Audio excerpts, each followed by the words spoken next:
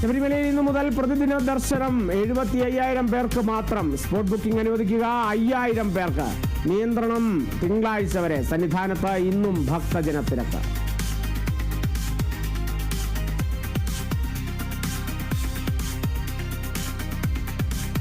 ബില്ലുകളിൽ തീരുമാനമെടുക്കാൻ സമയപരിധി നിശ്ചയിച്ച വിധിക്കെതിരായ രാഷ്ട്രപതിയുടെ റഫറൻസിൽ സുപ്രീം കോടതി മറുപടി ഇന്ന്. വിധി പറയുക ചീഫ് ജസ്റ്റിസ് അധ്യക്ഷനായ ഭരണഘടനാ ബെഞ്ച്. രാഷ്ട്രപതി ഉന്നയിച്ചത് 14 ചോദ്യങ്ങൾ. കേരളം, തമിഴ്നാട് അടക്കമുള്ള സംസ്ഥാനങ്ങൾക്ക് നിർണായകം.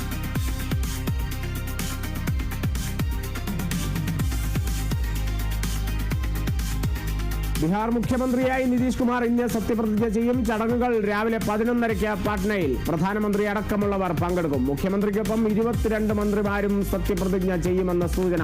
നിതീഷ് കുമാർ മുഖ്യമന്ത്രിയാകുന്നത് 10ാം തവണ.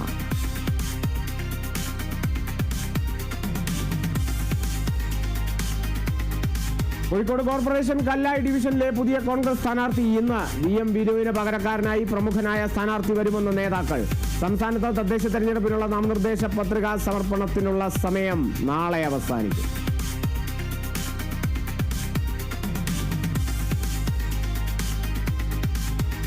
ഡൽഹി ചെങ്കോട്ടയ്ക്ക് സമീപമുണ്ടായ സ്ഫോടനത്തിൽ നിർണായക കണ്ടെത്തൽ. വിദേശത്തുള്ള ഭീകരർ ഇന്ത്യയിലുള്ളവരുമായി നിരന്തരം ബന്ധപ്പെട്ടു. ഫോൺ കോളുകൾ എത്തിയത് അഫ്ഗാനിസ്ഥാനിൽ നിന്നും പാക് അധീന കശ്മീരിൽ നിന്നും. കേസിൽ പിടിയിലായവരുടെ അക്കൗണ്ടുകൾ മരവിപ്പിച്ചു.